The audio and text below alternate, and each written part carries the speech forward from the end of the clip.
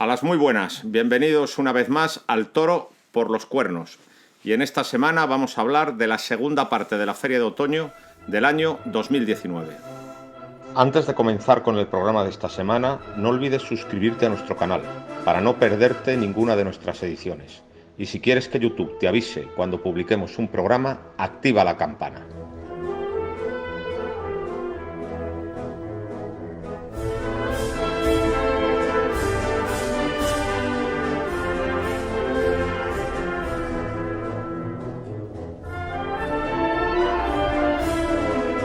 A las muy buenas, bienvenidos una semana más al Toro por los Cuernos. Y esta semana toca hablar de la segunda parte de la Feria de Otoño del año 2019. Y también tenemos con nosotros a Víctor Pérez López, que como siempre pues genera una expectación tremenda debido a sus acertadísimos comentarios. Buenas noches. Buenas noches y bueno, acertados los tuyos. No, también tú tienes una gran legión de seguidores. Bueno, sea. Bueno, pues vamos a comentar la segunda parte de la Feria de Otoño de 2019, pero antes tengo que hablarles de los bolígrafos de Unitauro. Unitauro es la asociación de universitarios aficionados a los toros de Salamanca y han hecho estos bolígrafos y lo recaudado va a parar a la lucha contra el cáncer, en concreto al cáncer de mama. Se va a dar el dinero a la Asociación Española de la Lucha contra el Cáncer, cuestan €1. ¿Y cómo pueden ustedes hacerse con un bolígrafo de estos? Pues muy fácil, o poniéndose en contacto con Unitauro y bueno, la verdad es que por toda Salamanca pues se están vendiendo. Por tanto, cómprenlos porque son baratos, pintan bien y además colaboran con una causa encomiable. Bueno, pues muchas gracias, aquí tienen. €1. Bien, como ven, la propaganda es efectiva. Ya que estamos en Librería Rodríguez, en Paseo Marqués de Zafra 31, auténtico templo de la sabiduría taurina, pues vamos a comentar una serie de libros como hacemos siempre que estamos aquí. Entonces, Víctor, ¿qué libro nos recomiendas en primer lugar? Hoy voy a recomendarles el Daza. El Daza es un clásico. Esto era un manuscrito que tenía inédito el conde de Colombín y que fue editado por la Unión de Bibliógrafos Taurinos. Posteriormente hay una nueva reedición completo, porque este es un texto, si quieres, tiene lo valioso del tiempo y de que fue el primero que se hizo. Y es un texto que trata sobre todo de de todos los manejos y todos los manejos y usos que se daban en el siglo XVIII especialmente. En realidad este es uno de los primeros libros de toros. Bueno, tendrías que explicar quién era Daza. Daza era un magnífico picador de aquel tiempo y garrochista. Y que inventó algo muy importante, que no sé si todo el mundo lo sabe, en 1765 creo, o por ahí. Inventó las cuerdas que hay alrededor de la plaza para evitar que los toros se saltaran al tendido. Las maromas de la barrera. Las maromas de la barrera. Que después han sido una exigencia en todos los reglamentos públicos. Pues las maromas de las barreras las inventó Daza. Hombre, y luego yo creo que Daza sobre todo es un testigo privilegiado, claro, del cambio de era en el toreo. Es decir, supuesto, asiste a los últimos tiempos del toreo caballeresco y asiste a los primeros de la corrida profesional, ¿no? Sí, sus últimos años son los años de Pedro Romero, sí. Costillares y de Pepeillo, en realidad. Este libro, que es, bueno, pues simplemente es curioso, hay una nueva edición que lo hacen, ¿cómo se llama?, la Maestranza de Sevilla. Sí. Porque a este libro concretamente le falta un capítulo, sí. Un capítulo que trata sobre la agricultura. Sí, señor, porque también era un gran agricultor. Exacto. Y en la edición, o la nueva reedición que hacen desde la Maestranza de Sevilla, viene completo. Pero este tiene el sabor añejo, que es un libro de los años 50, y hay pocos ejemplares. Cuando era presidente de los bibliófilos, el conde de Colombín. Y hombre, yo creo que es el primer preceptista de la corrida actual, ¿no? Claro, yo creo que es uno de esos libros que aquellos aficionados que quieren tener una biblioteca amplia e importante deben tener, sí, ya sea en esta edición o en la edición posterior. De la Maestranza. Muy bien. Bueno, pues yo voy a recomendar México 10 veces llanto, de Fernando Viñes, publicado por Espasa en el año 1991. Y voy a comentar un poco mi propia relación con el libro. Yo me encuentro este libro en el Corte Inglés de Bilbao, de la Gran Vía bilbaína, durante las corridas generales de 1991, que por cierto son las corridas generales que catapultan a Ponce. Bueno, pues durante las corridas generales de 1991 me compro este libro estando en Bilbao, me lo leo, y para mí fue un auténtico descubrimiento, porque este es el libro que a mí me acerca a la tauromaquia mexicana. Yo hasta ese momento pues sabía poco del toreo mexicano, como en general saben poco los españoles, ¿no? Pues bueno, sabía pues que Rodolfo Gaona, que Carlos Arruza, que Armillita, pues habían sido grandes figuras del toreo con una presencia muy importante en las ferias españolas, pero sabía poco más. Y a raíz de este libro pues descubrí pues que México, sin lugar a dudas, es la segunda patria del toreo, que la historia del toreo mexicano es una historia con una riqueza comparable a la del toreo español, y por supuesto es la única que se le puede comparar. El resto de los países pues digamos que tienen una historia mucho menos importante, pero México sí. Descubro que es imposible escribir la historia del toreo sin hablar de la contribución de los mexicanos, y verdaderamente pues este libro supuso para mí un antes y un después en mi relación con México. Y muy curioso, está escrito por un señor de Barcelona. Fernando Viñes era un periodista catalán que además se dedicaba a hacer caricaturas, y Fernando Viñes tenía una pasión especial por el toreo mexicano, porque en la Barcelona de su infancia pasaban por allí muchísimos toreros mexicanos. Es decir, el gran palenque donde se presentaban todos los toreros de Allende los Mares era la Plaza de Barcelona, en los años 40, 50, 60. Y anteriormente Madrid, sí, porque Madrid tuvo una importancia el toreo mexicano brutal, sobre todo a nivel novilleros. Sí. Lorenzo Garza y el Soldado en el año 34. Lo de Lorenzo Garza y el Soldado fue absolutamente asombroso. Sí, sí. En Madrid llegó a decirse, y yo creo que ahí vienen los recelos de Marcial Landa y las prohibiciones que llegaron que torearan en España toreros mexicanos. En la Plaza de Madrid se llegó a gritar: queremos toreros mexicanos, sí, y no españoles. O sea, llegó a gritarse, pues había una serie de toreros, y además, por ejemplo, había un torero valentísimo mexicano que era queridísimo por la afición de Madrid, que es Luis Freg. Luis Freg, por su Don Valor. Don Valor. Que luego, después de que le dieran la extremaunción, sí, muchísimas veces murió ahogado en una laguna. Sí, una cosa muy curiosa. Sí, es decir, que claro, los años 30 coinciden con la edad de oro del toreo mexicano. Hay muchísimas figuras del toreo mexicanas. La edad de oro del toreo mexicano se puede comparar al mismo nivel de grandeza y de brillantez que cualquier época del toreo español, y en ese momento pues la segunda fila de toreros españoles está indignada porque aquí hay muchísimos mexicanos pues acaparando carteles. Y viene Armillita, chico, que es un monstruo. Es que Armillita en el año 36 tenía firmadas 100 corridas de toros, se iba a quedar el primero, y además se da una corrida en Murcia en la primavera del 36 con un cartel ya íntegramente mexicano, y eso fue ya el detonante para que los toreros españoles rompieran el convenio, ¿no? Bueno, pues todo eso viene aquí más o menos reflejado, pero además viene reflejado de una forma muy original, porque el libro habla de 10 vidas rotas, de 10 toreros mexicanos que mueren en plena juventud, y 10 toreros mexicanos que tenían unas condiciones para haber sido claves no solo en el toreo de su país, sino en el toreo universal. La teoría del señor Viñes es que las figuras del toreo españolas, digamos que han tenido la suerte de que los toros no les han matado, de que no han muerto en accidentes, y por tanto han podido desarrollar su carrera y marcar su impronta en el toreo. Mientras que la desgracia del toreo mexicano es que cuando sale un torero verdaderamente importante, pues se frustra por la muerte en la plaza o por la muerte en accidente, y entonces quien tiene que llevar a cabo o quien tiene que ocupar una época del toreo mexicano suele ser un torero con mucha menos dotación profesional. Hombre, hay dos toreros muy dotados, que son Gaona, Armillita y Arruza.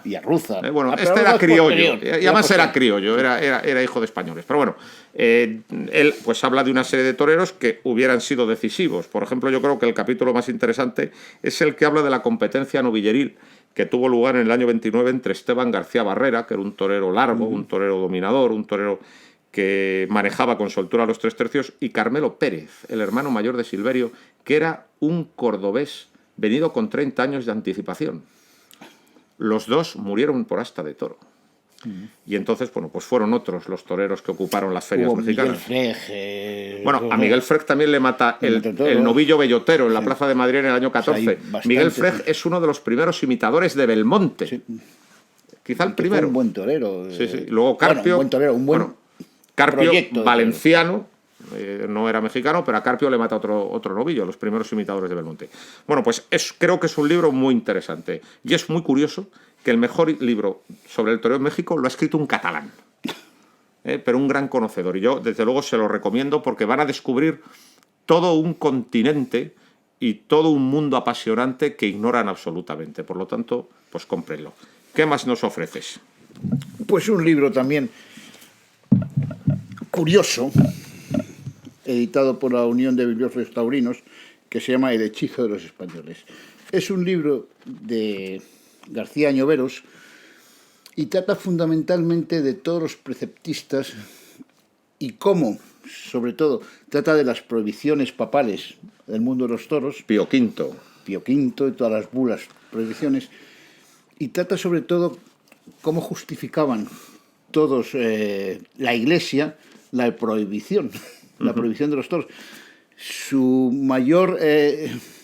la causa era que los hombres no deberían enfrentarse gratuitamente a los animales porque podían ser cogidos en tiempos haciendo fiestas semipaganas y irían al infierno. Diríamos que es un antitaurinismo Claro, filantrópico, claro, preocupado por la seguridad del hombre, no por el animal. Exactamente.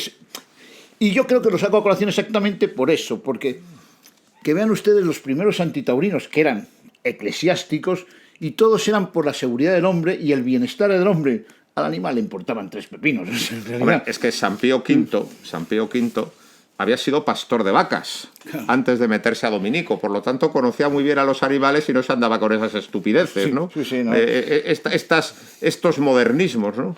Entonces, por la curiosidad, pues lo voy a recomendar a quien quiera entender. Estupendo. Déjame el libro, que voy a hacer lo que hizo Felipe II cuando le llegó la bula de San Pío V. La cogió la bula, se la puso en la cabeza y dijo: se acata, pero no se cumple. Y el rey principal de la cristiandad y el mayor defensor del catolicismo, pues en esto no hizo caso al Papa. Claro, porque hay que recordar que en aquellos tiempos, y por tiempos posteriores, seguramente hasta bien entrado el siglo XX, los toros no eran de los ilustrados, ni de los ilustrados, ni de los nobles, ni de los ricos, era del pueblo. Y el pueblo es el que exigía toros. Sí. Después había determinados ilustrados que además eran ganaderos y estaban a favor de los toros. Pero generalmente...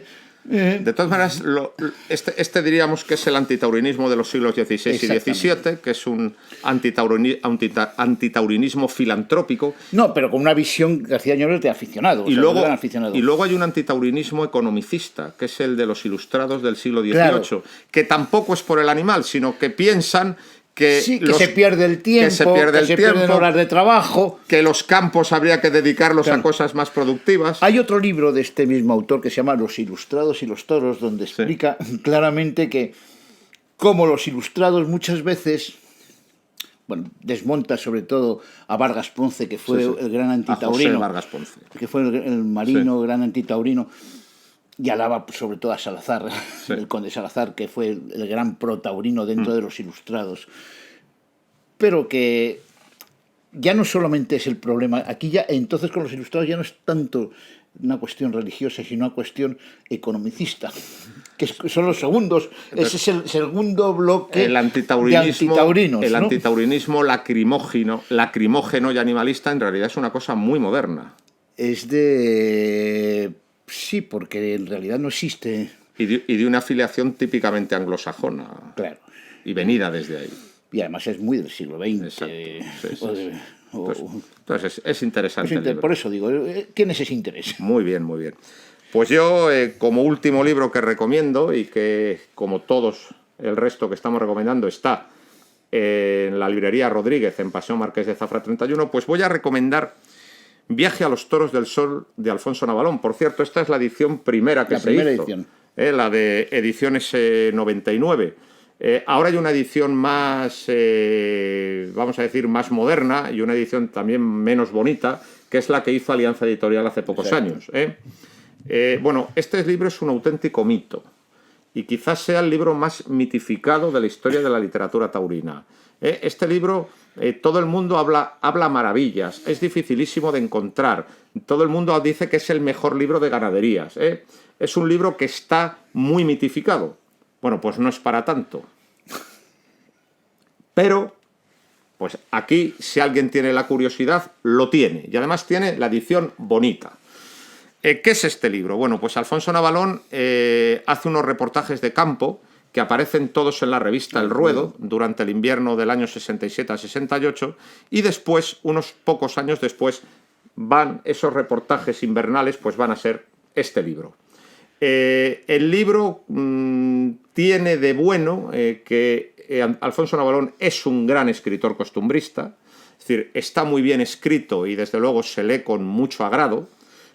Digamos que el libro tiene dos partes: Los toros del invierno, que es el toro salmantino, sí, y Los toros del sol, que es el toro andaluz. Bueno, pues hace un reportaje por todas las ganaderías principales de finales de los años 60, pero en realidad no por todas. Ganaderías amigas. Eso es. Ganaderías amigas. En realidad tiene alguna omisión muy curiosa. Por ejemplo, no visita Antonio Pérez, que era la ganadería que en ese momento más lidiaba. No visita Juan Mari Pérez Tabernero, hermano de Antonio Pérez y también que lidiaba mucho. No visita Atanasio Fernández. No visita Carlos Núñez. No visita Juan Pedro Domecq. Es decir, visita las ganaderías de sus amigos. Claro. Porque Navalón era un buen escritor costumbrista, pero también era un hombre con muchas envidias. No, y tenía muchas filias y fobias. Muchas filias y fobias. Entonces, pues o le querías o le odiabas. Entonces, dentro del mundo del taurinismo. Entonces, él pone la excusa de que las ganaderías que no visitan es que crían perritoros, pero la auténtica realidad es que no visita las ganaderías de personajes a los que tenía mucha envidia, pero que es indudable que fueron grandes ganaderos. Por ejemplo, ¿cómo no hablar de Carlos Núñez? Y un encaste absolutamente único que creó, Atanasio Fernández. O de Antonio Pérez. Entonces es un libro que hay que saber, pues, que es muy tendencioso, que está escrito con mucha mala leche a veces, pero bueno, pues es un libro que, con es una bastante pluma curioso. magnífica. Una pluma magnífica. Y luego otra cosa, es decir, el ganadero que sale mejor parado y a quien más hace la pelota es Manuel Arranz y Ramón Sánchez. ¿Por qué? Sus toros. Porque ya quería hacerse una ganadería y por lo tanto les estaba haciendo la rosca para que le regalaran las vacas. Entonces todo esto hay que saberlo, pero bueno, pues es un libro bastante curioso. Creo que los libros de los libros de reportaje campero yo creo que es quizá el mejor, que luego es un género que han cultivado muchos otros, ¿no? Y sobre todo en las revistas taurinas, ¿no? Pero desde luego, pues a pesar de sus filias y sus fobias, a pesar de las omisiones, Alfonso Navalón lo hace con una gracia singular y por lo tanto yo creo que es un libro digno de ser recomendado. Y a sus filias siempre los escribe con mucho gracejo y mucha poesía taurina, por decirlo alguna. Yo creo que escribe muy bien a los que quiere. Sí. Bueno, Alfonso Navalón dijo que el gran libro que le hubiera hecho millonario no lo escribió nunca, que era la historia de las alcobas taurinas, y de todos los asuntos de amoríos y de cuernos y de toda esta clase de todas las debilidades de Bragueta del mundo de los toros. Decía que era el libro que le hubiera hecho millonario. Yo creo que mejor que no lo escribiera porque lo hubieran matado antes. Además es porque claro, ese fue su de defecto esos cotilleos principal. sabía mucho, Claro, la verdad. y de vez en cuando los escribía. Y ese fue escribía. su defecto principal, porque era un tío que sabía de toros y sabía mucho de toros. Y que escribía bien, y lo que verdaderamente le perjudicó pues fue meterse donde no debía, porque la vida privada de los toreros es sagrada. Y lo que hay que hacer, si usted quiere, puede ser todo lo duro que quiere con respecto a la actuación profesional, pero desde luego en ningún caso se puede meter en la vida privada de los toreros. Eso fue lo que le perdió. Pero en fin, desde luego, Alfonso Navalón es todo un personaje en la historia de la crítica taurina. Y es un libro digno de tener y de leer. Eso es.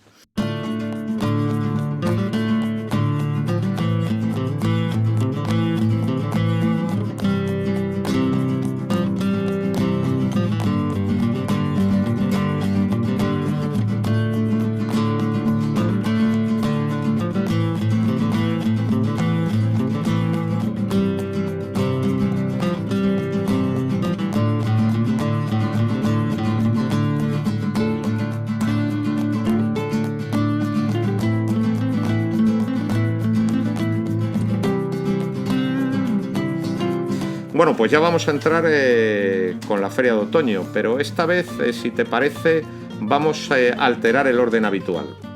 ¿Por qué? Porque yo creo que lo más interesante y lo que ha dado más que hablar es la actuación de Ferrera. Sin lugar a dudas. Entonces es a lo que vamos a dedicar un tiempo más amplio. Y sin embargo las otras dos corridas tuvieron muy poco que decir. Entonces vamos a empezar por las otras dos corridas, 2 pinceladas nada más, porque verdaderamente no hay mucho que decir, para luego centrarnos ya en la actuación de Ferrera. Entonces, por ejemplo, los Adolfos, yo creo que hay muy poco que decir. Nada que ¿no? decir, fue una de esas corridas mansas, sosas, ni siquiera peligrosas, porque Sí. no hubo gran peligro en ningún toro, y que nos aburrieron solemnemente, yo creo que a casi toda la plaza. No puedo destacar ni un solo toro para bien. Yo creo que Adolfo tiene un problema de raza y lo La debe vi de... muy desrazada. Es muy desrazada. Y fíjate qué mala suerte, porque, qué curiosidad, sacó 3 toros más que buenos en San Isidro. Sí, y en esta corrida del domingo, por lo menos primero, segundo y sexto, embistieron muy bien al capote, tenían mucha clase, pero se vinieron muy abajo. Pero miserablemente abajo. Entonces, eso a mí me preocuparía. Yo creo que Adolfo tiene ante sí pues una tarea dura, que es buscar la casta en su ganadería, ¿no? Sí, y de los chicos pues tampoco se puede decir nada ni bueno ni malo. Yo o creo sea, que están porque disculpados. Están ¿no? disculpados Alguna porque... pincelada de Curro Díaz en el cuarto y poco más. Claro, pero y nada más. Sí, Poco porque más. Curro Díaz es un torero que tiene sí. mucha clase y mucha pose toreando, o sea, pero es lo que tú dices, Una pinceladas. pincelada, sí. Poco poco más. más. Poco más. Luego, el viernes 4 de octubre, se despidió el CIF, con una corrida de Fuenteimbro que tampoco ofreció juego. Una corrida muy vasta, una corrida de unas hechuras que a mí no me gustó nada, una corrida muy grande, una corrida que luego pues estuvo en consonancia con la vastedad de hechuras. Una corrida que en realidad se movió muy poco, ¿no? Y salvo el primero, que el primero era más El bonito. primero tuvo y un el que se pitón rompió izquierdo. la pierna también. Sí. El que se rompió la pierna y el primero eran los... No, pero digo de hechuras, Sí, nada más. sí. Hablando de hechuras, son los que tenían mejores hechuras, que más bajitos, más... El primero, dentro de la sosería, el primero, bueno, por el pitón izquierdo medio tal, Sí. pero el resto nada. Y No, y el Cid estuvo, pues bueno, no estuvo mal, tampoco pues, se puede decir que estuvo bien. yo creo que vamos Ese a ver. toro, bueno, Quien sí que estuvo bien fue Emilio de Justo. Emilio de Justo. Emilio de Justo es un torero que está a un nivel Sí. extraordinario. Estuvo francamente bien, con un toro derrazado que fue a menos, un sobrero de una ganadería desconocida, de un tal Manuel Blázquez. Yo no sé qué es. Bueno, yo sé... Me han dicho dicen que es cubillo. Sí, eso Núñez es. del Cubillo. Me han es dicho lo que es me han cubillo, dicho, pero vamos, una ganadería sin historial, un toro que fue a menos, él estuvo bastante torero con él, y luego el quinto, que fue un Fuenteimbro que se paró mucho, pues estuvo muy valiente y... Mulo auténtico. Y Y bueno, él es que Emilio Justo está toreando muy bien. No me gusta cómo está matando últimamente, que da cierto saltito. También quiero verle en otras ocasiones. En esta corrida especialmente tampoco vamos a poder... no es el día para aquilatar. No es el día para aquilatar con un... Pero sí es verdad que estuvo muy bien. Y el público de Madrid estuvo maravillosamente generoso con... Vamos a... Yo quiero hacer ahí una serie de puntualizaciones. Bien. El Cid es un torero que tiene un historial en Madrid importante. Él, digamos que se empezó como torero en Madrid, Sí. sea, en realidad Sí que es como cierto, novillero, toreó muchas novilladas. sí que es cierto y que en después- los últimos años no ha estado al nivel que nos tenía acostumbrado, pero no es menos cierto que ha hecho cosas muy importantes y que el Cid merecía una despedida cariñosa, y es lo que se hizo, ¿no? Pero sí que me sorprende que saltaran al ruedo y se apuntaran al homenaje personajes que son durísimos todos los días con el resto de los toreros. Sí. Eso me parece bastante contradictorio. Y otra cosa, gente que tiene todo el día la escuadra y el cartabón a mano, gente del reglamentarismo ultranza, estaban dispuestos a sacar a hombros al Cid por la puerta grande sin haber cortado una oreja. Pero ustedes no son los reglamentaristas Bueno, a ultranza. No lo sacaron por la puerta grande. Pero ellos querían, ¿eh? Porque no les lo dejaron. sacaron Porque no les por dejaron. la puerta grande, Pero, lo cual me parece bien, muy bien. igual que en Sevilla. Exacto. Porque, mira, yo defiendo que los aficionados o seguidores de un torero, y ha sido así siempre, salten al ruedo y le saquen, pero por la puerta de cuadrillas, Sí. lo cual yo no voy a entrar. Es curioso también que a veces haya exigencias diferentes, pero eso ha sido siempre en Madrid así, o sea que ha habido exigencias excesivas a algunos toreros y las sigue habiendo, y loas, y sobre todo en retiradas a otros toreros. Pero luego ha habido retiradas también muy frías, ¿eh? Y otras muy calientes. Recordemos a Antoñete.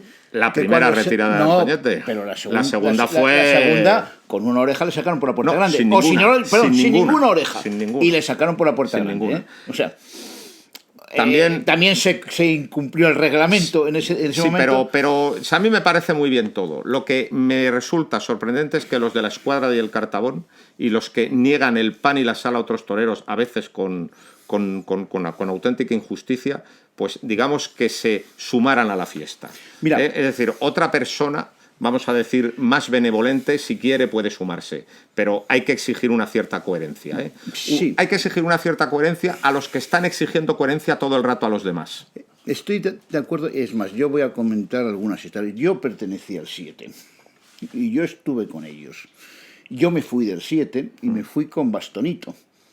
Con César Rincón en el 94. Ante la injusticia que me pareció, cómo se le trató. Y me fui de ahí.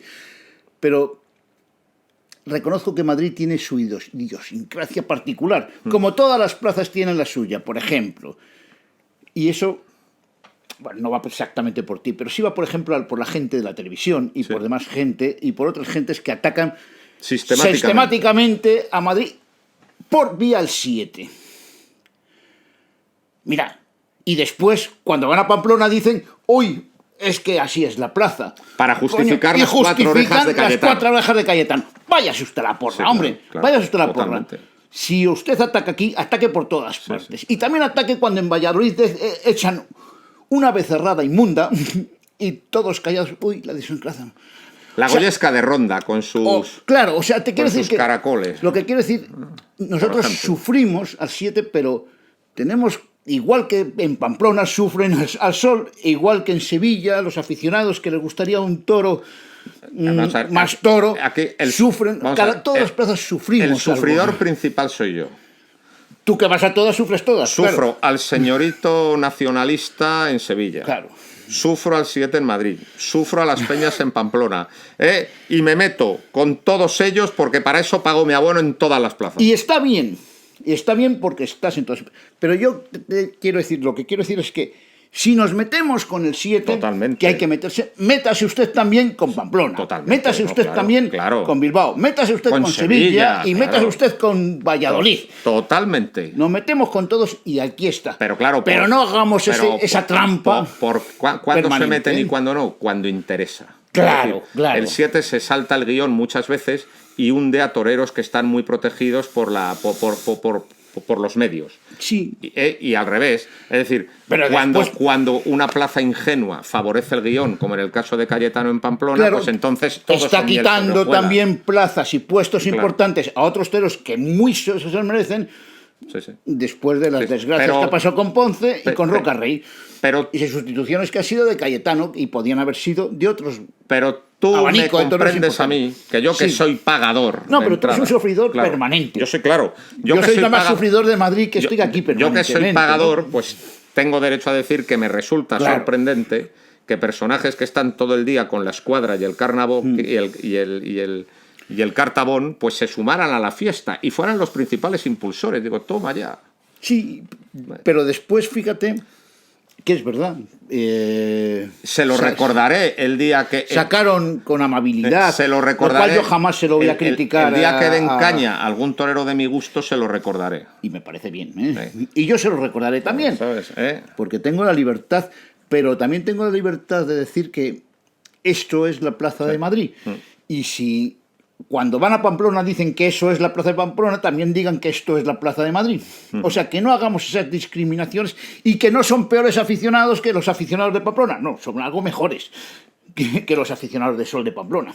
O por lo menos tienen esa forma de ver los toros diferente. Dejémoslo así. Vamos a dejarlo así. Vamos a dejarlo así. Vamos a dejarlo así porque yo que soy abonado de Pamplona de toda la vida, sobre Pamplona existen muchísimos tópicos negativos que a veces no son ciertos. Yo fui el que más se cabreó del mundo con lo de Cayetano este año Pero yo, que soy un aficionado de Pamplona de toda la vida, por ejemplo, las heroicidades en Pamplona vienen al pelo. Cuando un tío se juega la vida delante de un torazo, esas peñas apoyándole, eso es una cosa muy emocionante. Esa gente ingenua, cuando de verdad ve que un tío viene a dar la cara y a jugársela con un pavo, esa reacción que es absolutamente de entrega, pues está muy bien. Y luego en la sombra, cuidado con la sombra, que hay aficionados que dejan en pañales... Seguro. Que sí, estoy seguro. Y tengo amigos pamplonicas que son magníficos aficionados. Pero magníficos. Si yo no estoy diciendo... Yo lo que me quejo es que desde un medio público a unos les tengan un rasero y con otros tengan otro rasero. Es de lo que me estoy quejando. Los intereses creados. Claro, y esa es mi queja.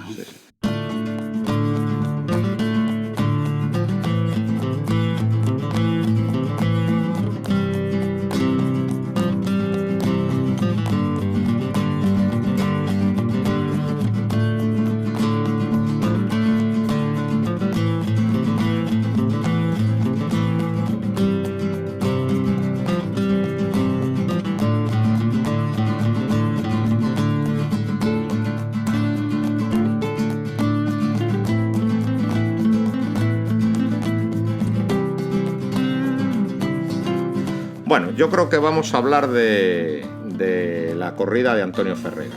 Sí. Entonces, te voy a hacer una pregunta muy sencilla. ¿A ti te gustó la gala extraordinaria de Teatro Experimental Extremeño? Aquí habría que matizar muchísimas cosas. Yo me entretuve en la corrida muchísimo. Me lo pasé muy bien. A mí no me gustó nada. Pues yo me lo pasé muy bien. Bueno, pues entonces... pero eso de pasárselo bien, te quiero decir que se me hizo corta, me estuve entretenida. Ahora, podemos matizar. Bueno, pues entonces, si te parece bien, como a ti te gustó y a mí no, y es una corrida que ha dado muchísimo que hablar, pues vamos a hacer un juicio sobre la corrida. Me parece. Entonces, tú vas a ser el abogado defensor y yo voy a ser el fiscal. Sea. Y entonces vamos a tener nuestros turnos de intervención, y entonces pues vamos a opinar de la corrida, tú defendiendo la actuación de Ferrera y yo criticándola. Vale. Pero antes quiero hacer una serie de comentarios antes de meternos en el juicio. Y es que me ha resultado sorprendente todo lo que se me ha insultado esta semana porque no me gustó la corrida. Eso es una necesidad de la gente. No, pero me resulta sorprendente porque, señores, esto es un espectáculo público. Es decir, un espectáculo donde un señor cobra un dinero por trabajar ante unos espectadores que han pagado, y yo he pagado. Y desde el momento que un señor decide cobrar en un espectáculo público, está expuesto a la crítica. Esto es así. O sea, y mi crítica no va en... mi crítica no supone ningún menoscabo del ciudadano Antonio Ferrera San Marcos. Es una crítica al torero, nunca a la persona. Y por supuesto tengo derecho de hacerla porque él es un profesional de eso. Y me estoy refiriendo solamente a su trabajo. Por lo tanto, es absolutamente excesivo atribuirme una serie de cosas que se me han atribuido porque no me haya gustado la corrida. O sea, por ejemplo, me han dicho que no tengo sensibilidad. ¿Sensibilidad o sensiblería? Quizá la sensibilidad puede estar muy bien para un niño con leucemia, pero no para un profesional del toreo que va a hacer su trabajo. ¿Y no será la sensiblería un modo refinado de desprecio? Eso es una estupidez.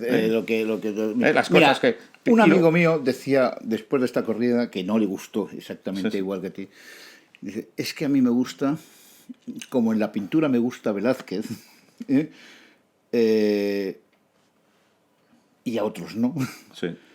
Y es un grandísimo pintor. Hay a otras personas que le gusta un Miró. Sí. Y a mí no. Y a mí no. Claro.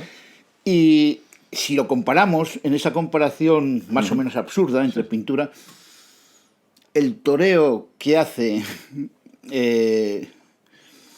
Ferrera es más un Miró que un Velázquez. Bueno. Donde gusta a muchos, pero a otros nada. Luego hablaremos de estética. Pero bueno, por eso digo que sí. Pero además, a mí me parece hasta cierto punto acertado para podernos entender. Pero luego lo sorprendente también es, o sea, esa absoluta intolerancia ante la opinión del discrepante. Es que esto es intolerable. Es decir, es la imposición de la corrección política en lo taurino, el no dejar hablar a quien no está de acuerdo.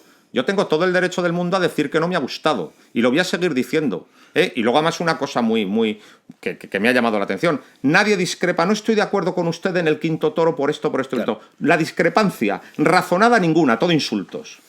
Y no me van a callar. Y por cierto, alguien ha dicho, pues todos los críticos les ha parecido muy bien. Y ahora rebato yo. Es que tenemos la peor crítica taurina de la historia de la fiesta. Es que están en las principales tribunas gente que no sabe absolutamente nada. Ojo, que no es un fenómeno general de la tauromaquia. Es que solamente hay que encender un televisor cualquier día por la mañana en cualquier cadena y ver a los tertulianos que hay. Hay auténticos ignorantes que no saben quién fue Felipe II, que opinan de lo divino y de lo humano. Pues eso mismo pasa en la crítica taurina. Y luego también hay un gran fenómeno de hipocresía. Porque me consta que hubo gente que se escribe de toros que salió echando pestes de la plaza y luego hizo una crítica muy elogiosa por miedo a esto. Por miedo a que les señalen, por miedo a que le ataquen y por miedo a que le insulten. Es decir, por miedo a decir la verdad. Porque esa corrección política que en la sociedad en general no permite hablar de ciertas cosas se está imponiendo en las corridas de toros. Y desde luego a mí no me van a callar, porque tengo todo el derecho del mundo. Y desde luego voy a decir lo que me dé la gana. Y otra cosa... por ejemplo, es decir, en época de Joselito y Belmonte había dos revistas satíricas. Estaba Té con leche, terribles, que eran gallistas y antibelmontistas. Y estaba The Times, que eran belmontistas antigallistas. Daban una cera que no te puedes ni imaginar. Y los toreros ni replicaban, porque era parte de su profesión. O la cera que tuvo en su día Guerrita. Por ejemplo... Es impresentable, vamos, ahora mismo. O nosotros que hemos sido aficionados en los años 70 y 80, se hacían unas críticas durísimas y todo el mundo lo aceptaba como parte del juego. ¿Pero qué es esto? ¿Que no se puede hablar de toros? ¿Pero qué es esto? ¿Quiénes son ustedes para callarme? Y no se indignen por eso, hombre, que eso es simplemente una opinión sobre un torero y una corrida. Indígnense por lo verdaderamente importante, que de eso no se indignan. Y se indignan con un señor porque no le ha gustado Antonio Ferrera. Váyanse ustedes al carajo, porque voy a seguir diciendo lo que me da la gana. Bien. Y una vez que he hecho esta declaración de intenciones, vamos a pasar a juzgar la corrida de Antonio Ferrera. Y empezamos con el primer toro de Alcurrucén. ¿Qué le pareció al abogado defensor? Pues al abogado defensor y señor fiscal, esto usted con la venia, ha estado usted muy acertado. A mí me pareció que era un toro que no valía un pimiento. O sea, poco hizo y poco se podía hacer con ese toro. El toro, además, fíjate que parecía que esto era un toro muy cornalón, muy hecho por delante, pero sin embargo, por atrás con poca culata. Y el toro... digamos que es ese típico de toros con el cual es imposible hacer nada importante y triunfar. Ahí no se le puede poner nada ni a favor ni en contra. La Fiscalía no tiene nada que opinar al respecto. Segundo toro. Segundo toro, bueno, aquí ya hay algunos matices. Creo que no estuvo mal con el capote. Creo que, y aquí sí podría generalizar, estuvo variadísimo con el capote y empezó y capoteó bien a ese toro Ferrera, y después recuerdo que tiró el estoque como es costumbre en él, me parece que fue este toro, y empezó a dar naturales con la derecha y con la izquierda, algunos muy estéticos, alguno bueno y algunos malos pero jaleados. Y aquí, aunque sea abogado defensor, Ferrera tiene un problema, sobre todo cuando se embara.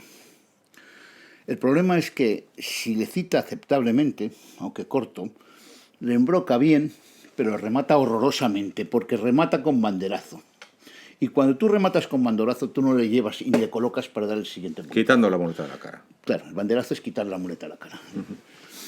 Y eso lo hace con demasiada frecuencia, que yo le aconsejaría a mi buen amigo Antonio Ferrera, que no le conozco. A mi defendido. Bueno, digámoslo, a mi defendido, que intente alargar un pelín más el multacilla y rematarlo de otra forma. Ejemplo, que vea vídeos de Talamante cómo remata los muletazos. Pues la Fiscalía tampoco tiene nada que decir en el segundo toro. ¿Por qué? Porque lo que iba a decir del segundo es muy parecido a lo que voy a decir en el cuarto. Por lo tanto, me reservo para el cuarto para no repetirme. Tercero Adolfo fue el Adolfo que fue tan soso, tan descastado como los toros que vimos al días después. O sea, fue un toro que ni fu ni fa. Tal vez podía haberle enseñado un poco más con la mano derecha, pero yo creo que hubiera vestido tan poco como vistieron sus hermanos. Tal vez. Digo que esa es la pega que se le podría haber puesto. En ese toro hubo un detalle, no sé cómo se llama el quien lo hizo, fue un extra, digamos... La Garrocha, Raúl Ruiz. Raúl Ruiz dio el salto de la Garrocha. Raúl Ramírez. Hizo el salto de la Garrocha, que es una suerte, pues que no se suele hacer, que se ve desde Aurelio Calatayud alguna vez que la hizo ahí por los años 70, años 80. En la corrida esa del Círculo de Bellas Artes, la corrida goyesca, aquella que hacía. Una goyesca, exacto. Pocas veces lo he visto. Bueno, no le salió bien. Que lo hizo el propio Raúl Ramírez el día de los saltillos con Sánchez Vara. Sí. No le salió tan bien porque el toro era un toro que no embestía, que se quedaba, que esperaba. Yo tampoco sé por qué eligieron ese toro, seguramente porque era el más bajito. Y bueno, pues tampoco voy a decir nada de ese toro. La corrida iba, digamos, poco a poco cayendo. Pero afortunadamente con la alegría que le estaba dando Ferrera, especialmente poniendo los toros en suerte y con el Capote, que la verdad que estuvo al menos muy variado. Bueno, pues aquí la Fiscalía sí que va a intervenir con severidad. Vamos a ver, sí que reconozco que estuvo variado con el Capote, pero siempre con una enorme dosis de sobreactuación. Es decir, se puede mostrar esa variedad sin ese exceso gestual. Ese exceso gestual que es como un puñado de sal que vuelve salados todos los platos. Es decir, hay que obrar con naturalidad. Entonces, sí que es cierto que estuvo certero con el Capote en todas sus intervenciones, pero no es menos cierto que hubo mucha sobreactuación. Y dentro de lo más certero fue cómo se sacó a los medios al Adolfo. Que el Adolfo era un toro que humillaba mucho, con ese humillar muy propio del encaste, pero también con otra característica muy del encaste, que es humillo mucho pero no paso. Claro. Y tengo un viaje muy corto. Pues Ferrera se lo sacó muy bien. Es de lo más logrado que hizo. Pero luego también, hablando del Capote, sí que es cierto que hubo mucha variedad. Por cierto, el quite mejor, o sea, las dos mejores intervenciones de Ferrera con el Capote fueron cómo se saca al toro de Adolfo, que se lo sacó por la cara, andando por la cara, y tocándole sucesivamente a cada pitón, que le salió perfecto, y hubo otro momento, creo que culminante, en el Capote de Ferrera, que es cuando hace el quite de oro, más que la veleta de... A mí es que yo el quite de oro lo había visto, pero también le salió perfecto. Pero salió perfecto el quite de oro, o sea... Pero la veleta yo no lo había visto y es un quite complicado porque tienes que ver los tiempos del toro con todo el pase de la muerta para llevarlo. O sea, homenaje al Pana. Es lo que íbamos a decir, que es un... Bueno, pues a mí me gustó mucho. Pana, que es a mí me gustó mucho en el quite de oro, que fue, creo que fue en el toro cuarto, porque el quite de oro le salió perfecto. Vamos, lo podía haber firmado Pepe Ortiz. Además, es un quite donde se torea mucho al toro. No es ese quite, porque hay muchos quites que son muy espectaculares, pero en realidad es quitar el trapo de la cara del toro. No, ahí se le lleva toreado y eso estuvo muy bien. Yo creo que de las dos intervenciones que me quedo de Ferrera con el Capote fue en esos dos momentos. Pero ahora quiero hacer una... Voy a hacer un abogado del diablo ahora mismo contra Ferrera, lo cual es curioso. Fíjate que con el Capote está magnífico, magnífico de variado, magnífico intentando cosas, con las colocaciones en suerte de los toros, aunque no siempre le salió bien. Pero sin embargo, la Verónica no dio una buena Verónica. Es que se lo has quitado al señor fiscal. Porque lo iba a decir ahora mismo. O sea, dio dos buenas medias, una muy bermontina y otra menos, pero no dio ni una buena Verónica. Lo iba a decir Y ahora eso- mismo. Es decir, eso- faltó el lance el fundamental. lance más fundamental que la Verónica. Totalmente. Bueno, ahí totalmente. sí, nos vamos totalmente, poniendo de acuerdo en totalmente. algunas cosas. Bueno, pues entonces, creo que con el toro tercero, con el toro Adolfo, se salió muy bien con él, pero luego yo tengo una visión distinta de la lidia en la muleta. Ya he definido al toro. El toro es el típico saltillo que embiste mucho, pero le cuesta mucho pasar y es muy tobillero. Pero hemos visto a grandes toreros ser capaces de instrumentar una faena a estos toros si les dejan la muleta muy en el hocico, el toro no ve más horizonte que muleta y le llevan muy despacio. Y alargar la embestida. Hay un momento que le alarga la embestida y el toro pasa. Pero le abre y el toro pasa. Pero en la siguiente serie se quiere poner bonito, quiere hacer ejercicios de estilo, quiere hacer postureo sin llevar al toro y el toro, que era encastado y era listo, se lo come, se le mete por debajo y se acabó la faena. De todas formas, yo no lo vi exactamente así, pero bueno, es verdad que en un momento determinado pasa, pero ese tipo de toros pasó exactamente igual con la corrida de Adolfo, que hubo toros que al primero se lo tragan y el segundo difícilmente se lo tragan. O sea, yo creo que se lo podía haber tragado el primero, no lo vimos, estamos suponiendo, pero el segundo... Es verdad que tal vez con la falta de experiencia con este tipo de encastes, No, o no, pero ha toreado muy bien, mucho. sí. O sea, yo Sí, creo eso no estoy diciendo al principio tonterías. empezó bien, le abre el camino, él consigue Pero que pase, pero yo en un creo momento que- dado quiere hacer un ejercicio de estilo de los suyos, se quiere poner bonito, quiere posturear sin llevar toreado al toro y el toro, que era listo, no se lo permite y ahí acabó la faena de Pero modo es muy que- abrupto. Pero es que después lo volvió a intentar y el toro decía que no, y por el otro pitón no tenía esa largura. El toro era muy complejo, era complicado y no era un toro lucido, porque aunque hubiera conseguido darle 2 o 3 series, no era un toro que daba esa sensación Perfecto. de peligro que podía... La fiscalía acepta la moción. Y además, eran 6 toros. Cuarto toro, ganadería Victoriano del Río. Un toro impresionante de trapío. Toda la corrida tuvo un enorme Sí, sí. trapío. Alguno bajó más que otro, pero en general fue de gran trapío. No, en eso hay que ponerle también que viniendo a matar 6 toros, Sí. mató 6 toros, 6 toros y algunos especialmente Por ejemplo, impresionantes es decir, como ese. los dos de Victoriano fueron 2 tíos, pero es que el de Domingo Hernández, que Era otro tío. era otro tío con 2 pitones. Los espectáculos Eso impresionantes. es indiscutible. Eso es indiscutible, que no vino a hacer, No, a hacer las tres cartas, en ese y sentido. además con las puntas puestas en su sitio. ¿eh? Y todos estaban con Muy puntas muy astifinos, astifinos. Bueno, fue un toro muy interesante este toro, porque para mí fue el segundo mejor, el segundo mejor de la corrida.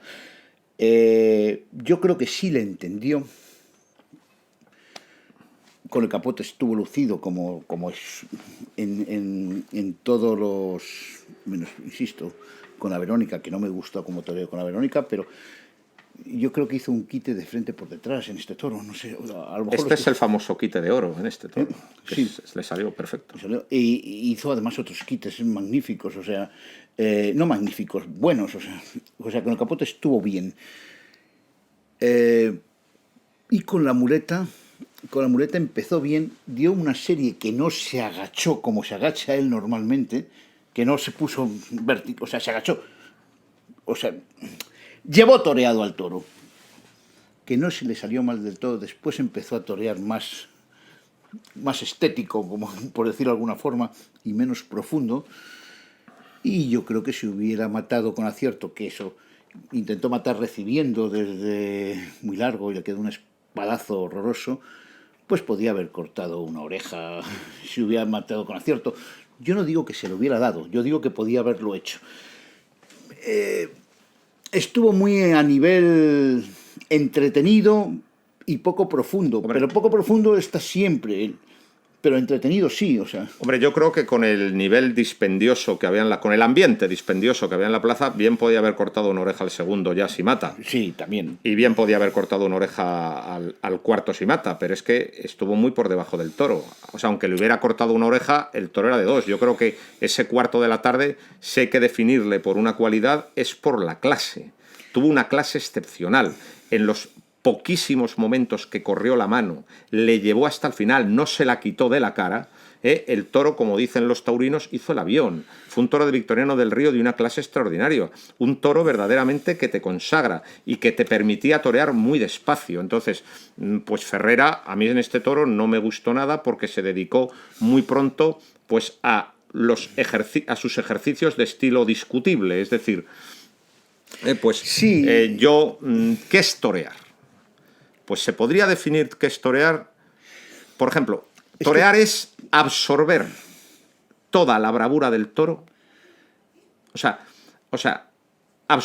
es absorber en cada embestida toda la bravura del toro. Entonces, a mí me gusta ese muletazo largo, ese muletazo que engancha adelante y lleva hasta el final. Y el muletazo de Ferrera es muy corto. Es decir, el muletazo de Ferrera, digamos que suprime la primera parte, espera con la muleta muy retrasada. El muletazo es breve. Y luego ha pasado otra cosa. Ha habido toreros que suprimían la primera parte del muletazo, pero la compensación era un final muy largo. Pero es que aquí tampoco tiene final, porque le quita la muleta de la cara y el muletazo es cortísimo. Sin embargo, fíjate que es verdad que tiene un muletazo corto. Entonces, pero tiene un muletazo, por lo menos para algunos, estético. Dio tercios de muletazo. Por lo menos estético. Y es verdad que en ese toro le dio una serie mucho más larga. Una serie de hachazos mucho más larga. Donde se vio, donde se vio la gran clase del toro. No lo ves la clase del toro. Pero en eso también. Y dio una serie, y además, en eso, una de las virtudes también que tuvo en general es que llevó muy templados los toros. O sea, es verdad que con medios muletazos no hubo grandes enganchones. Sí, no hubo, y en este toro no lo hubo. Yo quiero hacer aquí dos puntualizaciones. Una, dices, llevó templados a los toros. No estoy de acuerdo en absoluto. Hubo muchos tirones para quitarle la muleta de la cara a ciertos toros. Yo vi más tirones al remate del muletazo. Por ejemplo, pues en el remate. Pero es que, como decía Rafael el Gallo, claro, lo bien toreado es lo bien arrematado. Es decir, el remate del muletazo es fundamental. Y los muletazos terminaban de forma muy abrupta quitando la muleta de la cara. Pero no había el enganchón. Claro, pero había el enganchón. No había enganchón, había el tirón. Pero había tirón. Pero no el enganchón. No temple. Había escaso temple. Escaso temple. El temple es la despaciosidad. Y el ir la muleta exactamente a la velocidad del toro. Le faltó remate en los muletazos, pero eso le falta remate en los muletazos siempre. O sea, no nos descubre nada nuevo, que ese es el toreo de Ferrera. O sea, él torea así.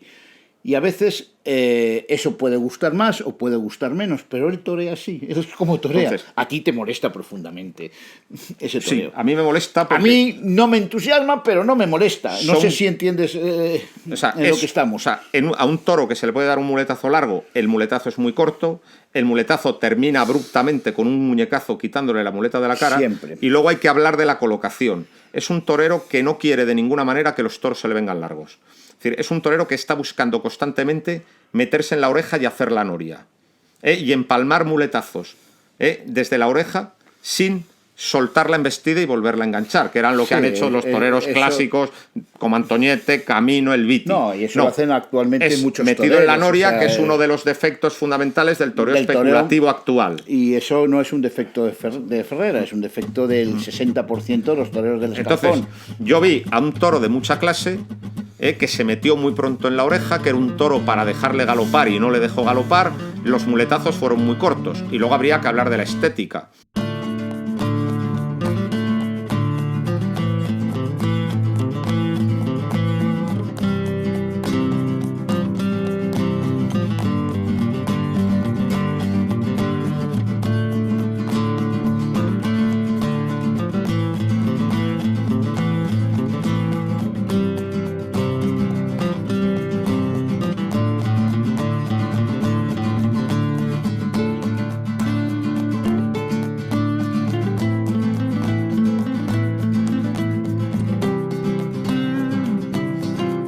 A mí me resulta una estética discutible. Primero porque es una estética de imitación.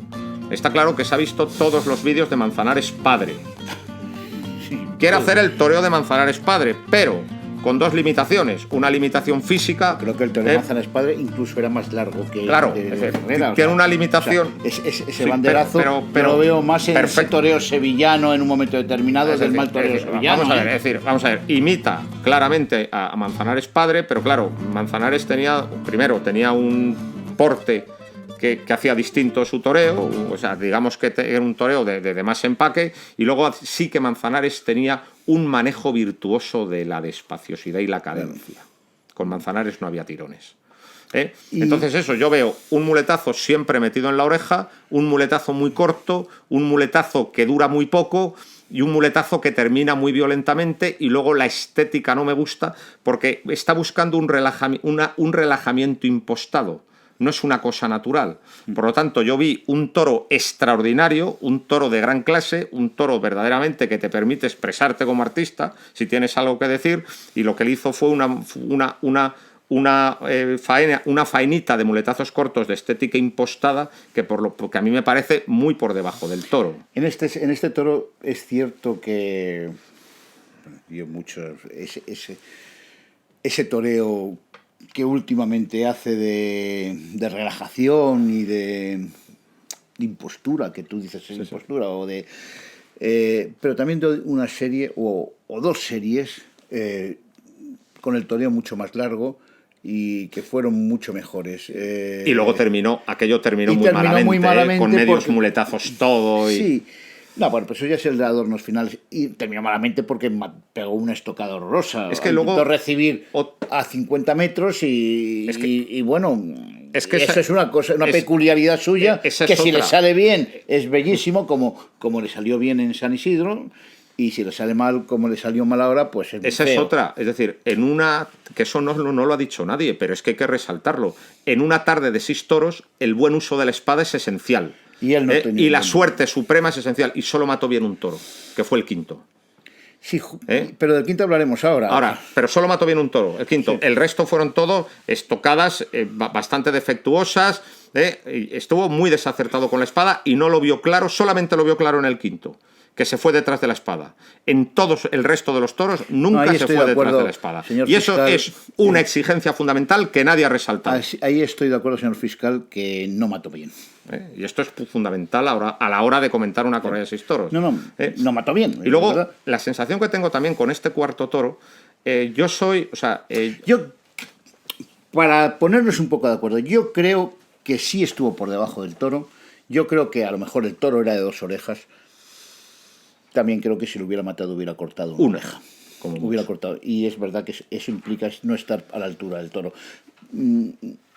Pero bueno, en este toro, lo fundamental también para mí en este toro es que una corrida que estaba en signo totalmente decreciente empezó a levantarse. Y luego otra cosa que quiero comentar. Yo soy testigo invernal de muchísimos tentaderos. Tentaderos en los que me aburro soberanamente. Ahora hago un paréntesis, pero que me resulta un paréntesis curioso. En su gran libro El toro bravo, Álvaro Domecq dice: yo no sé por qué los aficionados ponen tanto empeño en ver tentaderos y no quieren ir a las corridas de rejones.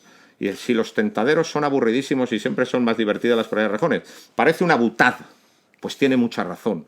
Es decir, yo me aburro muchísimo en los tentaderos. Es decir, tiene que haber un gran torero para interesarte con una herala. Bueno, pues es que tuve sensación en ese cuarto toro de estar en un tentadero. De eso de cuando el torero ya está aburrido, tiene 100 pases la becerra y se dedica a dar medios muletazos y, ¿sabes?, y a juguetear con ella. O sea, cuando ya el animal no se lo toma en serio y no está decidido a torearlo. Que tuvo pinta de tentadero malo el final aquel, con esos cuartos de muletazo. Yo cuando veo tentaderos, cuando he ido alguna vez a algún tentadero, yo siempre recordaré que hay ganaderos y ganaderos. Claro.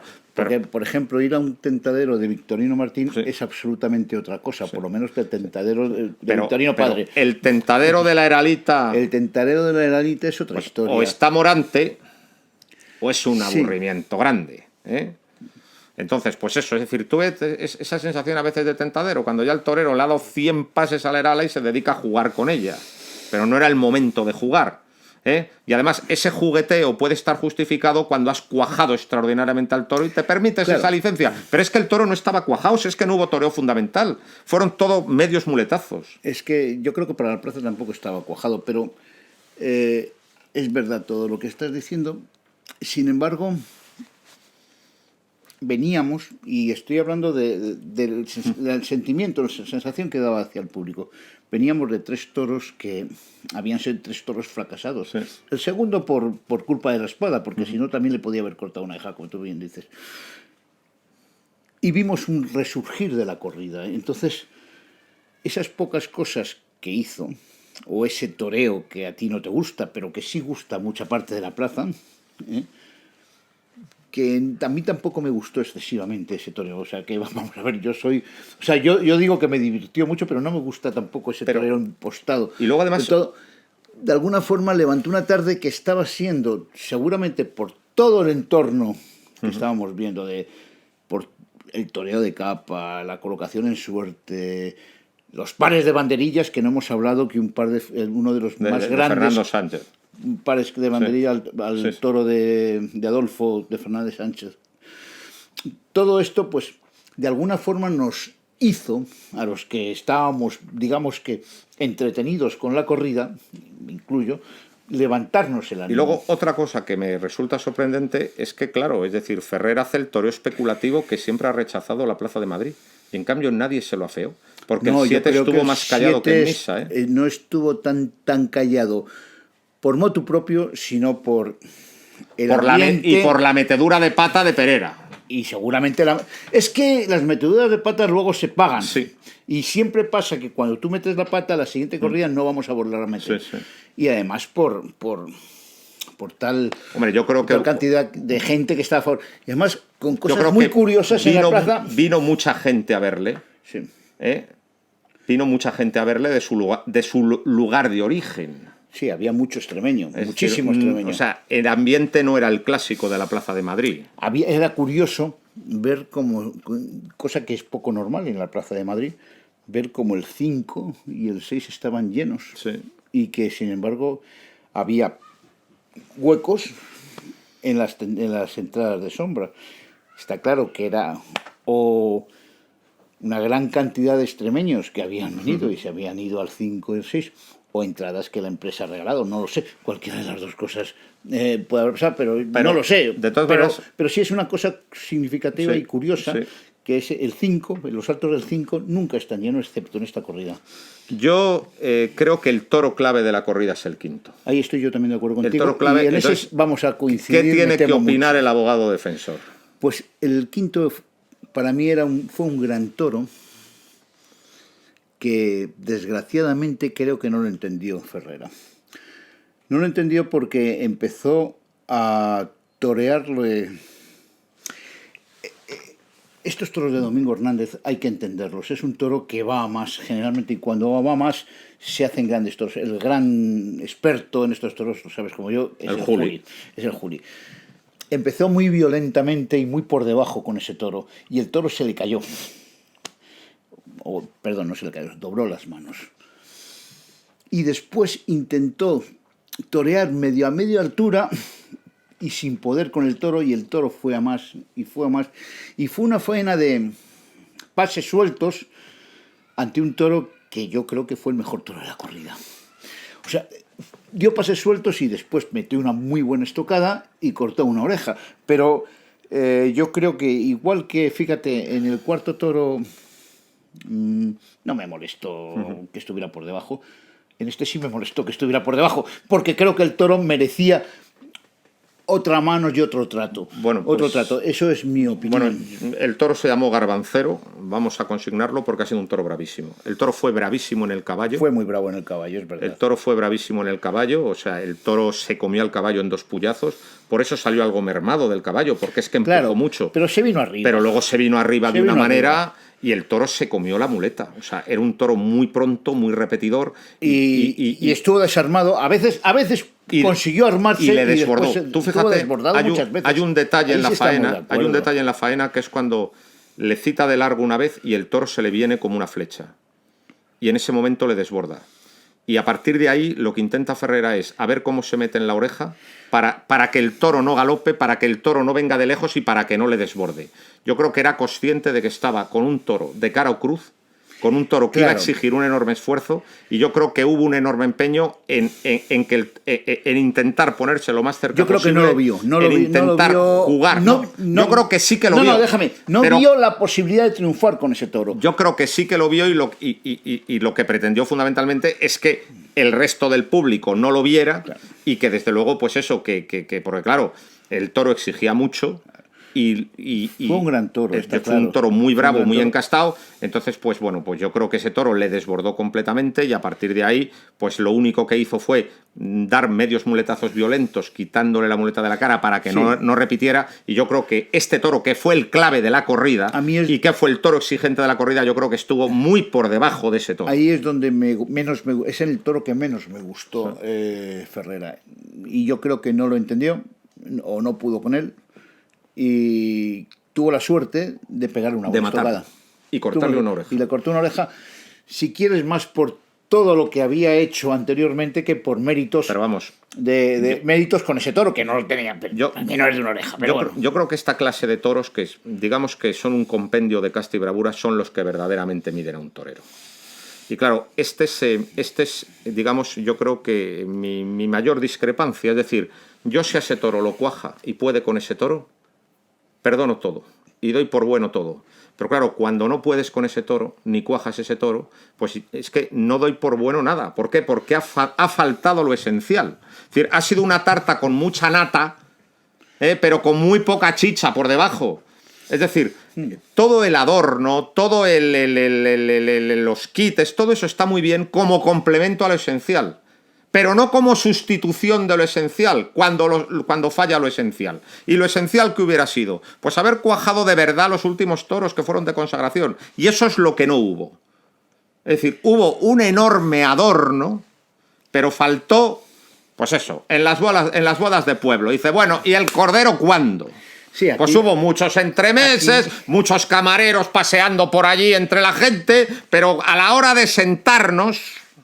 Sin ser tan duro como tú, yo tengo poco que decir, ¿sabes? Señor fiscal. Entonces, difícilmente puedo defender cuando la han pillado con la mano. Los paisanos en esta clase de bodas de mucho camarero paseante, pero poco solomillo, decían mucho chau chau, pero poco piquiniqui. Entonces, a ese toro hay que cuajarle.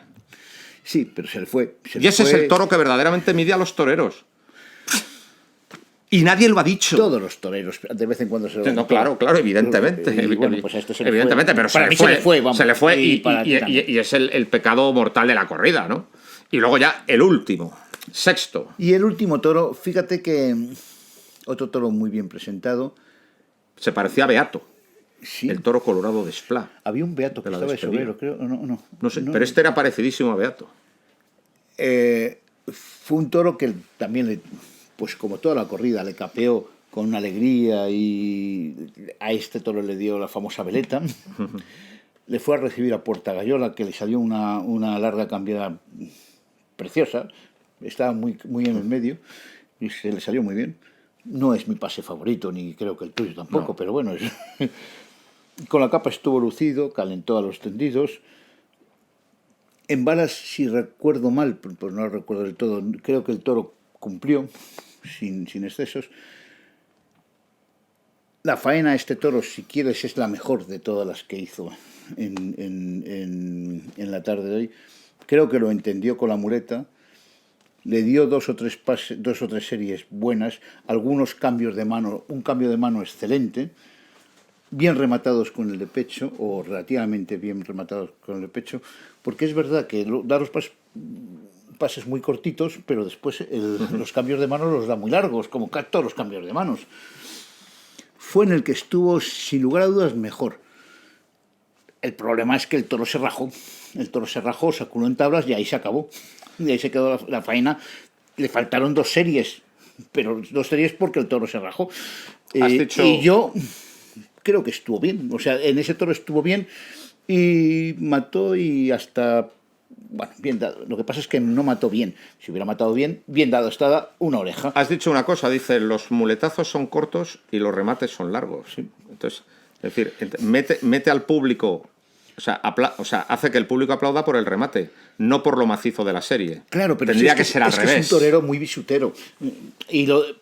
Pero esa bisutería en 6 toros, Pues cuidado, bisutería con la muleta, pero que después con el capote sí es algo más importante, a pesar de no torear a la Verónica, que eso ya te lo digo yo de entrada, que no, o por lo menos no toreó bien a la Verónica, hace una tarde muy agradable y muy divertida y muy entretenida para mí, donde vi muchas cosas, especialmente con el capote, con la muleta, pues las flores, algunas cositas también, pero no menos importantes, y que hicieron que saliera, pues, no diciendo he visto la faena del día, pero digo, ha sido una tarde entretenida de toros.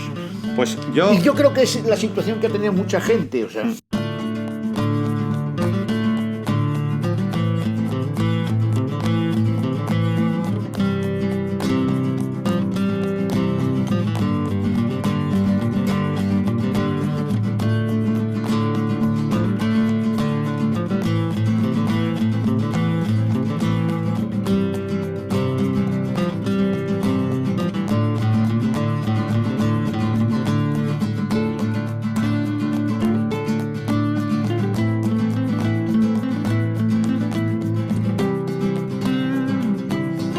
Yo creo que este toro sexto se rajó, pero mientras duró, hasta cuando se rajó, fue el toro mejor para el torero que se puede Claro, uno es el más soñar. cómodo, el Tuvo más una cómodo. calidad y una clase excepcional, fue un toro muy bueno. Fíjate. Y desde luego fue la faena de más entidad. Con una estética que no me gusta, más dado a acompañar que a mandar. Sí, Pero aquí ¿verdad? es cuando consigue una serie con la mano izquierda, que es la más ligada de todas, y donde además el toro embiste con una gran calidad. Yo creo que fue la faena más conseguida. Sí, yo también lo creo. Y Ahí donde estamos de los acuerdo. muletazos fueron más largos y donde se pasó al toro más cerca, que tampoco es su cualidad fundamental. Sí. Entonces, fue la mejor faena, pero dentro de un toreo más de acompañamiento que de Pero su toreo, su toreo es muy de acompañamiento. llevar, ¿eh? Sí, siempre su toreo Sí. va a ser muy... Pero- o sea, no tiene un toreo profundo. Tú no pidas... Esto es Isaac, no pidas que un Miró haga Sí, cosas como hace Velázquez. Sí. Hace cosas como Miró. Es un toreo de Sí, acompañamiento, pero- un toreo donde tú le ves... Claro, tú no puedes decir, este es mi torero. Yo no puedo decir, este es mi torero, porque no lo es. Pero sí es un torero que me ha dado una tarde muy entretenida y muy agradable. Pero O sea, yo no sé si... Yo lo que sí que quiero resaltar es que, desde luego, en Madrid no se puede dar una oreja con un pinchazo y 2 golpes de verduguillo. Eso es otra Esto historia. es intolerable. Eso es otra historia. Es decir, tú que eres un aficionado ya muy veterano como yo, has asistido durante los años 70 y 80 a discusiones bizantinas de horas de tíos negando una oreja porque era un estoconazo pero había caído 1 milímetro baja. ¿Es mentira o es verdad? Es verdad. Hemos asistido a broncas enormes en la Plaza de Madrid porque sacaban a un torero a hombros porque había caído la espada 1 milímetro baja y había sido un estoconazo. Y aquí se da una oreja por un pinchazo y 2 golpes de descabello. Yo soy un gran partidario de la suerte de matar. La suerte de matar no se puede escamotear. Por lo tanto, cuando falta la suerte suprema, no puede haber corte de orejas, que dé la vuelta al ruedo, pero en ningún caso corte de orejas. Fue una oreja absolutamente pueblerina y una oreja totalmente por debajo de lo que ha exigido Madrid habitualmente. Y además otra cosa, además esa oreja abría una puerta grande. Sí. Entonces yo creo que hay que pensar que en Madrid, para salir por la puerta grande, hay que cortar 2 orejas a un toro, porque cuando se cortan una y una, hay puertas grandes muy baratas. Y luego, si se matan 6 toros, habrá que empezar a pensar en cortar 3 o 4 orejas. ¿Por qué? Porque es que si no, con 6 toros es que es muy barato. Y desde luego, la puerta grande, Eso o sea, cortar una oreja y dar una puerta grande con un pinchazo y 2 descabellos y sin haber realizado la suerte de matar, yo creo que es una cosa que la Plaza de Madrid, que se dice tan dura y exigente cuando quiere, pues no puede consentir, porque hoy estamos que lo tiramos y estamos de rebajas de agosto. Yo puedo estar de acuerdo contigo. Ahora bien, sí discrepo en una cosa que sí hacían los antiguos. O sea, vamos a ver, el que tú mates, dais una estocada perfecta, o sea, vamos a ver, que entre la cuarta y quinta costilla, que llegue hasta adentro, que corte la vena cava caudal y que el toro caiga redondo con una inclinación de 50 grados, que me parece que eso sería una estocada perfecta. Se puede dar a veces, no sé, se da, pero muchas veces lo que vemos no es cómo cae exactamente la espada, sino cómo interpretas la suerte de matar. Es verdad que aquí no hubo una interpretación. Pero sí yo perdono, y no lo perdona la plaza. Cuando tú entras a matar y entras en corto y por derecho y pinchas por mala suerte. Pero no se no dio es el esa caso situación. no, por eso digo que la exigencia no debe ser, que es, que con una estocada mediana, si el toro cae rápido, cortas la oreja. Y si pinchas 2 veces arriba, tirándote de verdad, y metes una tercera buena también estocada, no vas a cortar. Pero también oreja. quiero decir otra cosa, que cuando pincha, no coloca el toro para volver a entrar a matar. Busca el descabello. Sí, no. Bueno, no, dio una media, me parece. No, un pinchazo hondo. Pinchazo medio. Bueno, no puede ser. La suerte de Suprema no se puede escamotear. Y aparte no lo vio claro con la espada solamente en el quinto, pero no lo vio tuvo claro, la suerte de meterle un estoconazo. O sea, si te das cuenta, es decir, hemos hablado como matador no estuvo hemos afortunado hablado con la espada. hemos hablado en realidad de un gran espectáculo escénico. Claro. O sea, las justificaciones son de tipo coreográfico. Nos tuvo entretenidos, hubo mucha variedad. Entonces, quien va al entretenimiento y a la variedad le gustó mucho el espectáculo. Claro. Pero quien va buscando lo esencial del toreo y la profundidad del toreo no lo vas a encontrar en Ferrera. Es que no tiene sentido ir a Ferrera a ver 6 no toros puedes estar no puedes estar de acuerdo con el triunfo porque faltó la Verónica, faltó el natural, faltó la estocada en casi todos. Entonces, claro, pero es que no puedes, claro, es que tú no puedes ir a ver a Ferrera. Sí. Vamos porque vamos a todas. Pero un aficionado duro, serio y concreto, es una estupidez que vaya a ver a un torero como Ferrera, porque ese no es el toreo suyo. El toreo suyo es mucho más superficial, más divertido, más de masas, más de públicos. Cuidado con ciertos toreros masivos que han sido muy intensos, Bueno, y de pasarse los toros muy cerca y de dar muchos muletazos. Ya lo ves a Cayetano, que el torero ha habido de masas... Sí, pero ha habido otros toreros macizos y con una estética muy discutible, pero que se los pasaban muy cerca y ligaban mucho en un palmo de terreno. Sí. Pero bueno, en realidad aquí es una vieja discusión. Es decir, en realidad estamos discutiendo entre conceptistas y culteranos. Claro. Es decir, estamos reabriendo la discusión que tenían los literatos del siglo de oro. Es decir, Quevedo era conceptista, es decir, era partidario de decir cosas muy profundas.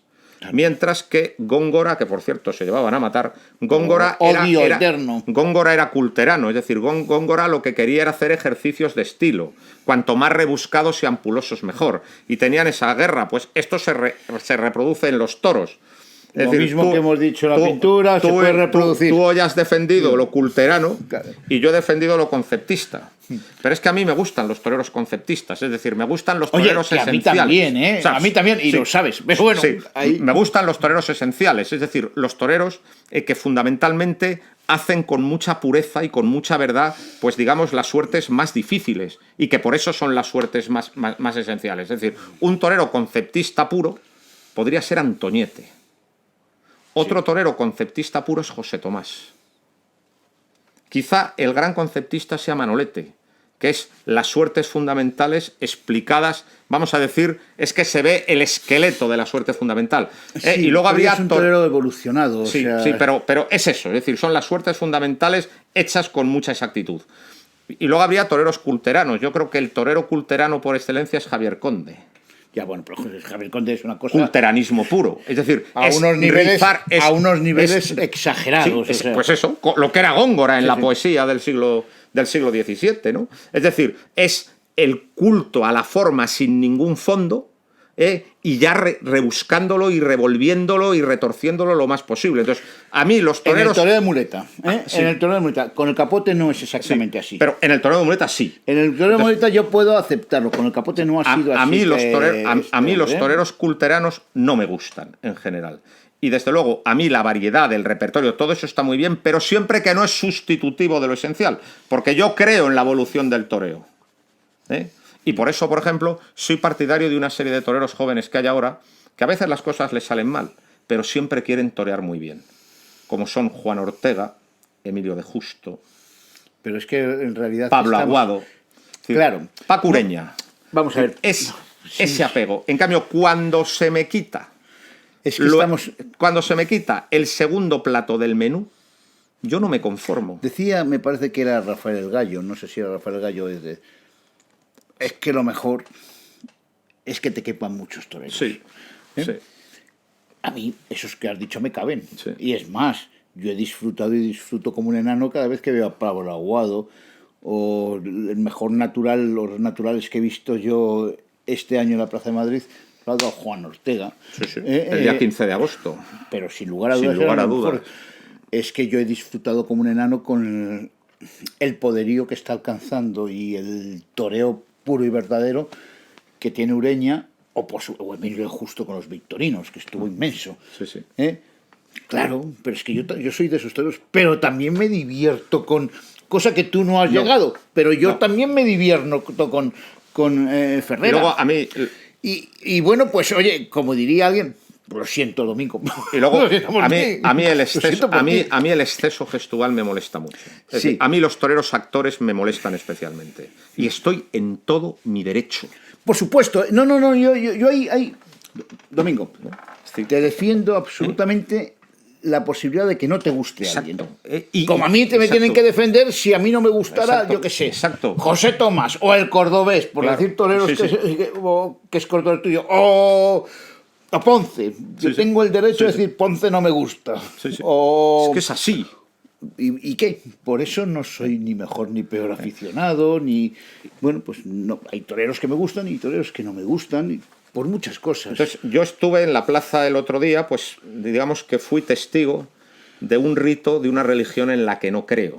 Estaba como una sevillana, como una inglesa en una procesión de Semana Santa, una inglesa anglicana, o una holandesa calvinista en una procesión de Semana Santa en Sevilla. Es decir, estás divertido pero sin fe, porque es una cosa que es un toreo que no me gusta. Es decir, a mí el toreo de formas rebuscadas, poco naturalidad y que además escamotea lo esencial, pues es un toreo que no me gusta. Y luego una cosa en la que estuve pensando, porque yo fui ajeno totalmente al espectáculo, lo estaba Claro, viendo, yo pero sí- no estaba metido dentro. Marcos, yo sí me introduje Sí, en él. pero- Me introduje de una forma pero- discreta, porque sí. después crítica, porque en el fondo puedo hacerlo y hago crítica de todo lo que he visto, ¿no?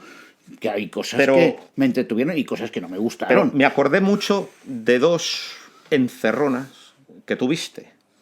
Una, la del año 80 de Paquirri. Que por cierto estuvo muy mal con todos, menos con un toro que estuvo extraordinario. ¿Has visto? Que es mentira. La he visto hace poco, estuvo bien con todos. Pues yo, el recuerdo En que tengo cambio- es que estuvo mal en con cambio, todos, menos con un toro extraordinario. Paquirri caía muy mal. Pero caía muy mal Paquirri. Tú fíjate mal. que el año antes había cortado 3 orejas a los Torreestrellas. Ese año se queda fuera de San Isidro, el año 80, y torea la beneficencia solo. La plaza fue a reventarle. Con el toro Sí. de Samuel estuvo muy bien y tal igual. Y Yo le es que no dieron, lo he visto, yo, fíjate. y le dieron una cera. O sea, es que la han puesto. Fue hace del poco. año 70, 80, o el 19 sea, de junio del 80. Hace 40 años, bueno, y yo recuerdo, fíjate, tengo recuerdos del toro que estuvo bien. El y toro de los otros- Samuel.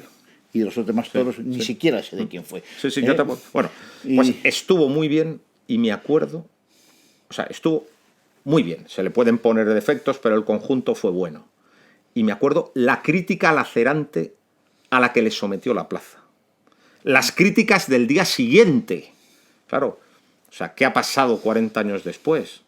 Que se da todo por bueno. O sea, Claro, yo doy por bueno se ha pasado de un extremo lo que al me otro. acuerdo de ello. De un extremo al otro. Y me estoy acordando también de otra encerrona, también muy amarga para quien la padeció, que fue una vez, en el año 98, que Caballero mata a 6 victorinos. en una Sí, beneficencia. que... Una corrida que no fue escogida, porque cuando han matado otros 6 victorinos han sido 6 victorinos de trapío inferior. No, Bueno, eran 6 pavos. Excepto el Cid en Bilbao, que fue una corrida muy seria. Pero hemos visto otras encerronas de victorinos que han sido 6 victorinitos. Sí, no, pero no la de... Y no la de Caballero. La de Caballero fueron tampoco. 6 tíos, una corrida de Vitorino que lo vendió muy caro, una corrida de Vitorino que fue muy dura, una corrida que mató, que toreó con un capote y una muleta sin un enganchón, y le dieron en la tarde. Y cortó una ayuna que le bastó para salir de puro milagro. Entonces, yo me acuerdo de aquella dureza con tíos que se justifican y la tolerancia absoluta del otro día, y digo, o sea, aquí pasa algo. Es decir, después ha habido otras encerronas. Se ha pasado de una cosa a otra. Que triunfó nada más en el último pero no ves, toro. pero Capea en el quinto sí que fue cumbre. Cumbre, con el toro aquel que torea con la mano izquierda. O sea, ninguna faena del sábado tuvo ese nivel. Ninguna, ni siquiera la del sexto.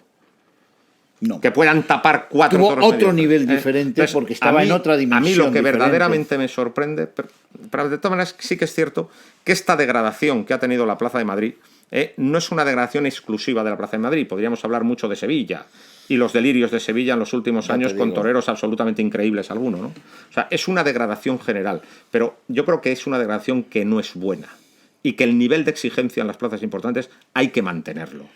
Y no se puede salir por la puerta grande con esas 2 orejitas. Es un poco lo que se estaba comentando antes, o sea, hay que ser en todos y para todos. Lo de Padilla en Sevilla fue lamentable. Sí. Lo de Padilla fue lamentable. ¿Y qué le vamos a hacer? Pero hay un nivel general de degradación que sería bueno encauzar y que desde luego no favorece el encauzamiento, una crítica taurina absolutamente bajada a los pantalones y absolutamente connivente con el sistema. Eso no puede ser. Pero tú y yo, que somos aficionados, o yo por lo menos soy aficionado, que ni vivo de esto. Pues anda, que yo que me gasto un dineral. Y que te gastas un dineral, igual que yo, sí. Que a mí no me invita nadie, sí. ni a ti tampoco, podemos decir lo que nos dé la gana. Sí, sí. Quien no puede decir lo que nos dé la gana es quien vive de esto. Totalmente. Esa es la diferencia. Totalmente. De todas maneras, oye, ha dado Ferrera, con sus pros y con su contra, ha dado para un programa muy interesante y yo creo que va a dar que hablar. Espero que haya gustado. Entonces yo creo que ha gustado, esta vez nos hemos ido mucho de madre, entonces pues nada, pues muchas gracias por la paciencia de Santo Job que tienen ustedes. Vengan aquí a la librería Rodríguez en Paseo Marqués de Zafra 31 porque aquí tienen todos los libros de toros sabidos y por haber y además se lo van a pasar muy bien porque es un lugar muy bonito y lleno de arte. Y nada, muchas gracias otra vez por acompañarnos y sigan viendo al toro por los cuernos. Un placer.